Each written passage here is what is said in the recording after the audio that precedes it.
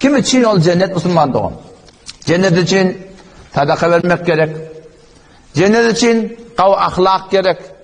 Cennet için kaharın yutmak gerek. Cennet için Müslümanlığın göz eşitmek gerek. Hem Huda bilen doğurdurmaklık, hem Hudayın bendeleri bilen malahim, qavdan qavlıq bilen malahim raftar etmeklik. Kur'an'da Huda Teala aydıptır.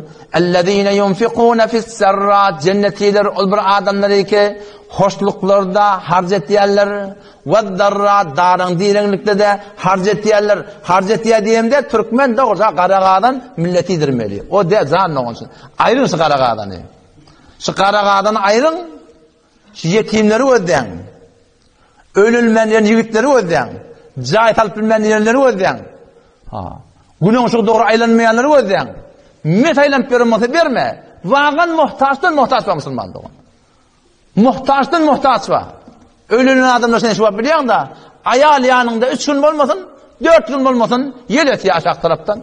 Şu cavan oğlanlar ki şu camada gelip yerler. Şu fesadın içinde her gayti ödüne karşın heytelek geleve meni ödedi. Şu cavan oğlanı ki hem sayan. Şunu için başarıyan öğrendirmekle. Kipsiz görünümsüz. Biz ne ettik? Biz bir huda harc ettik. Saymandan çirim 15 milyon harç. Mevluttan çirim 15 milyon harç. Ceşin temelletten çirim 3-4 milyon harç.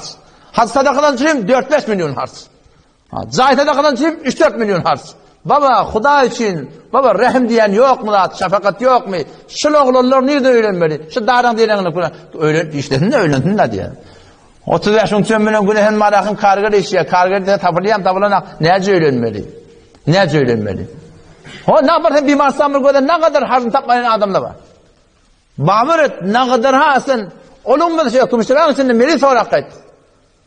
Baba şu garip yatan adamlar var, felet olup durur, sikte edip durur, bırgap durur, ısmanlı. Kim ödemeli? Haydi birin ödeyecek. Her kim ödünü kim ödemeli? Şeyler biz şeriatı ters şey diyen harçlı var da doğru yerik bolsa babır et garip kalacak. Ama şeytan araç şuguli bir huttatlar harcettir.